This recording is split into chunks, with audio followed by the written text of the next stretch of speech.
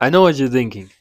It's been a while. And yes, it has been a while. It's probably been over 2 months. I don't even know when the last time I posted a YouTube video was. Probably 2 months ago. But there's a reason for that. We've come back with this. See, other creators, they go 2 months, they come back with nothing. I've come back with a book. And it's essentially everything that I've learned on mental health. And the topic for today is overthinking. In fact, overthinking is. Let's see what chapter this is. I think it's. Let me see. Let me make sure. Overthinking is the ninth chapter of this book. So the next few videos are going to be my favorite topics from this book, or rather, my favorite chapters, and I'm going to be diving into them. So the topic for today is overthinking. If you are the type of person who is attracted to my type of content and you even resonate with it, and you can sit through a lot of the random things that I talk about, you are most probably a deep thinker. And amongst deep thinkers, overthinking is probably one of the biggest problems that we have. Why? Because we are always going through certain things. We are always reading certain books. We are always finding new ways of encapsulating certain information. We are always reading new sources of information. We are always watching random podcasts, whatever. The point is, we are always taking a lot of information, and more so, we are digesting it, we are gnawing over it, and trying to conceptualize it in a way that is fit for us. And see, if you're a deep thinker, you can never actually talk as much as you think. You can never keep up with your rate of consumption. And I know that consumption sounds bad. Oh, create content, don't consume. But if you're a deep thinker, you never really keep up with your rate of consumption, your rate of thought production. So as a result of that, we have a tendency to overthink. And a lot of the times, overthinking is totally irrational, and you've seen that in your life. And the reason why I say it's irrational is you can be overthinking about something, thinking, oh, I'm so afraid this is going to happen. What if people laugh at me when I mispronounce this word in my speech? Or what if I go up to this girl and she says that you are the ugliest guy I've ever seen? What if I go to that meeting and I make a fool of myself and they say, we're never doing business with you. You're not good enough, right? A lot of the times when you overthink about these things, they don't even come true. That's why I say it's irrational. These things, they just don't come true. And not only is it irrational, it's a complete waste of time. Because imagine overthinking, spending all that mental and actually physical energy thinking about something, only for it not to happen. And the worst part about overthinking, more so than it being irrational, is it takes you out of your game. See, when you're a deep thinker and you resort to overthinking, it makes you more tentative in the actions you take. Why? Because you're constantly analyzing a thousand different ways of doing something. So it's like you have seen 10,000 methods that work. Now, when you choose your method, you have less conviction because you've seen all the flaws in it, all the cons. It's hard for you to truly believe what you're doing. So therefore, you start taking tentative action. Overthinking prevents progress because instead of taking action, you are now analyzing the same thing that you've been analyzing for the past 2 weeks.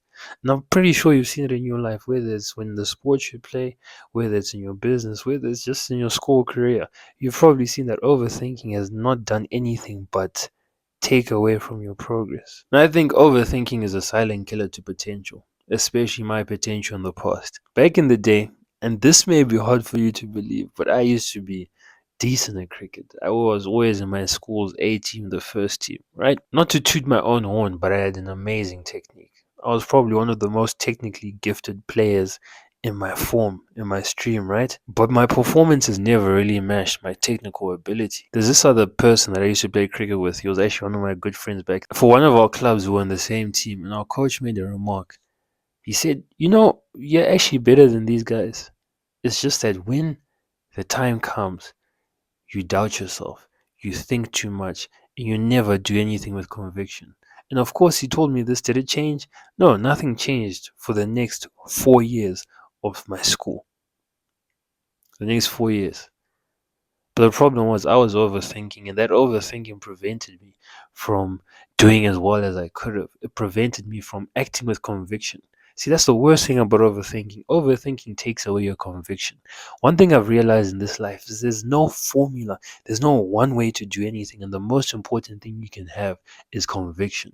The reason why I say that is because you'll see people with absolute worst business strategies doing things well. Why? Because they have conviction, and human beings are naturally attracted to people with conviction. You are going to buy from someone who has full conviction in their product, even if the way in which they run their business isn't the best. Because why? You trust their conviction, therefore, you trust they'll be able to get you your results. When it came to me in sports, I didn't have conviction, I didn't have confidence. So anything that I did wasn't a full effort. It was always me putting 30%. Like, think about it this way: the bowler would bowl the ball, right? I see it coming, and I don't have conviction, but I know what I need to do. So I play a drive. It's a type of shot in cricket. I play a drive, but I don't put my all into it. Therefore, even if I hit the ball in the best place possible, it doesn't go as far as it should have. Why? Because I had no conviction. And that is what overthinking does. So, enough with all the yapping, enough with all the stories. You came here because you wanted to learn about overthinking and also how to mitigate it, how to get rid of it so that your life can get better. You can do better in business, you can do better in your career, you can do better in school, you can do better in sport, whatever it is you may. And this is actually a problem that one of my clients went through. See, he was a sportsman and he struggled with overthinking. Like you and I, he was a deep thinker. So naturally, he would be analyzing things that could happen. He would be thinking before the game, oof, what if this happens? What if that happens? What if that happens? And once I told him the things that I'm about to tell you, his performance has improved and he just had so much more clarity. He had so much more conviction in the things that he was doing on the rugby field. Before I tell you how to get rid of your overthinking, I have to tell you where it comes from. See, our minds, we think thousands of thoughts every day. I've seen differing figures, whether it's 6,000, 30,000. The point is, we think thousands of thoughts every day. And contrary to popular belief, thoughts need to be processed, especially emotionally charged thoughts. And when we go through our days, especially in the 21st century, with the nature of the world around us, we are constantly being stimulated. We are constantly facing scenarios where they bring thoughts that we need to process. Let me give an example. Especially, I'm going to give an example from where I'm from, Zimbabwe. So when I wake up in Zim, I go online and I see some headline of something, some tomfoolery happened in Zimbabwe. Someone got locked up for corruption. Someone got locked up for saying certain things. And of course, I probably don't know that person. Or maybe at best I know of them. Logically speaking, it shouldn't affect me. But a lot of the times when I see those things, I start thinking, ish, what if that happens to me? Am I safe? But the problem is, in our day and age, we don't have time to process that thought. So as soon as I think, am I safe? I look at the time, oof, I need to get up. So now I'm rushing. Oh, I'm going to be late for work. Oh, I'm rushing. I'm not even paying attention. Oh, I'm going to be late for work. Then I get in the car. Oof, let me drive. Let me try to drive a bit faster so that I can get to work in time. And while I'm driving, there are combi drivers. And if you don't know anything about combi, if you're in Africa, you know what a combi driver is. It may not be a combi driver, but you know those, I don't know. These, I'm going to put a picture on it. Something similar. People, commuter, buses, whatever. I don't know what you would call them in your city. These drivers, these public transport drivers, they are menaces. Anytime you're on the road, they are public enemy number one. If you are not paying attention, you will get into an accident because of those guys. It will not be your fault, it will be their fault. These guys, it's like they're above the law. They can do whatever they want. So I'll be driving to work. I'm thinking, I'm late, I'm late. I'm also in the back of my mind thinking, I'm not safe. Am I safe? Can I say what I want to say? Will I get locked up? And then a combi cuts in front of me. And I want to hoot. I want to tell him to flip off. But then I just swerve out the way because I don't want to get into a crash. It'll just make my day worse. That happens. I don't process the situation. I just carry on driving. I get to work. Now I'm serving a client. A client shouting at me like, "Oh, why didn't you do these prints properly? Oh, what's wrong with you? Whatever, whatever." And now my boss is on my case, even though it wasn't my fault. The client asked for those prints and I delivered what the client asked. And so many more things like this happen throughout our day. And we get home and we think, end of the day, let me sleep. And we go to sleep thinking that we shed off all the emotional baggage from that day, all the unprocessed thoughts. But see, our subconscious mind doesn't forget. So when we fail to process these thoughts, not even fail, when we don't give our time, when we don't give our mind the time to process these thoughts, we think they just disappear. When in actuality, they just go to the back of our head. And contrary to popular belief, our mind is not this infinite reservoir where we can pour millions of thoughts without any repercussions. So what happens is you start pouring thoughts into your mind. They go to the back of your mind, the back of your mind, back of your mind. And eventually your mind gets too full. You have so many unprocessed thoughts. Think about it this way. Our mind is like a bucket. Or do I have a water bottle? I don't have anything close to me that resembles it. But our mind is like a bucket. Each time we have an unprocessed thought, we're just pouring water into it. And eventually, that bucket starts to overflow. And the problem with not processing your thoughts is that you don't choose which thought to process. You don't choose which you don't choose which thought comes out of that overflowing bucket. You just start overthinking. And a lot of the times about stupid things that probably aren't going to happen, things that are not relevant to your life at that moment. And I think that's the most dangerous part about overthinking is that you don't really choose what to overthink about. Because if you could choose what you overthink about, then you'd just be in deep thought. Deep thought and overthinking, a lot of the times they're essentially the same thing. It's just that you don't have control when you're overthinking. Whereas when you're in deep thought, you're fully in control. You take your mind from there to there to there to there, but on the same topic. And the problem with this is you don't process your thoughts. And eventually, you overthink. You start doubting yourself. You start doubting your plans, doubting your business, doubting your ability in sports, doubting your ability to pass that class, doubting yourself. You start overthinking about random things. Oh, my girlfriend, oh, what will happen if she does this? Who knows what will happen? But you are overthinking about it. It takes away from your peace, it takes away from your performance. Now, I feel like how many minutes has this been going? It's been going for 15 minutes. I don't know how much it will be, maybe 10 minutes by this point for you guys. I've been going on and on. Now, I'm going to tell you how to fix it. The way to stop overthinking and the way to solve it once and for all is to do nothing. Quite literally, do nothing. Have you ever gone through a period or gone through a traumatic event? Let's say something very traumatic in your life, and the only thing you could do afterwards was sit in silence. It's not that you forced yourself to sit in silence, but it was like for some need, your body, your brain was just like, I need to sit in silence. See, that was your brain processing what just went on. See, processing thoughts isn't an active process for us. We don't take part in the processing of thoughts. We don't sit down and like, yeah, I'm gonna process this thought. No, our brain just automatically does it. It's like heart beating. It's like our lungs. It's like breathing.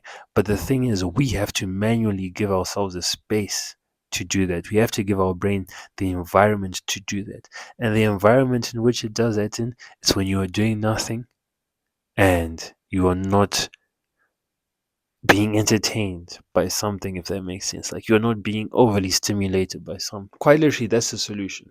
Sit down and do nothing. A few years back, when I first got into this stuff, this mental health stuff, trying to just improve my mind, I had this practice of staring at my wall. Every few days, I'll stare at my wall for 30 minutes, and my wall's white, like nothing. I'm pretty sure you can't see my wall from there, but you can. You can see like the corner of the wall. It's like that, white. And I'll just stare at my wall. I wouldn't try to control my thoughts. I would just sit there. And the funny thing is that solved my overthinking. Overthinking used to be a huge problem for me, and it is when I don't process my thoughts. I know you're probably waiting for some crazy thing, some new age technique, but that's truly it. That's when you start thinking about art. That's when you start thinking about that argument that you went through 3 weeks ago. You're like, I should have said this. What's happening there is you're processing your thoughts. Have you ever had times where you're driving? Yeah, the radio's down, you turn the music down. And now you start thinking about your life, you start strategizing. Have you ever been driving? You've nearly gotten into an accident. You just turn off the music for the rest of the car drive. Why? It's because your brain is trying to process what just went on. Our brains are always seeking processing. And the rule of thumb is when you start thinking, I just want to get into silence, that is a sign that you have too many unprocessed thoughts and your brain is crying out for help. And oddly enough, once you start sitting in silence, what initially happens is you will go through this period where all those thoughts are coming. You actually start overthinking. You start thinking about 10 different things. You start thinking, changing topics rapidly. But then the more you sit and not try force anything, but just let your mind be, the less thoughts you have, the less intense the overthinking. And eventually you get to a point where you're just not thinking at all. You're sitting and now your thought is like, what should I have for dinner? Chicken sounds nice. You're no longer thinking about potential hazards in your life. And that is the solution to overthinking. Sit and do nothing. And when you first sit, you are going to overthink. Your mind is going to start racing. But once you just sit with that for maybe 5 minutes, 10 minutes, sometimes 30 minutes, 40 minutes, depending on how much processing you need to do. Once you do that, everything will be well.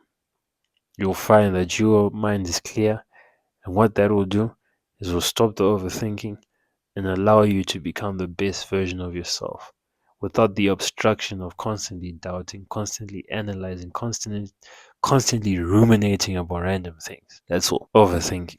And as always, it's not as always, this is the first video I'm coming on YouTube and I have this book. But anyways, if you want a copy of this, if you are buying it online and you are not in the city of Harare where I stay, unfortunately, I don't ship physical copies. Um, yeah, I don't know how to do that yet, but I do have digital copies. If you want one, first link in the description, and it will take you to a checkout page.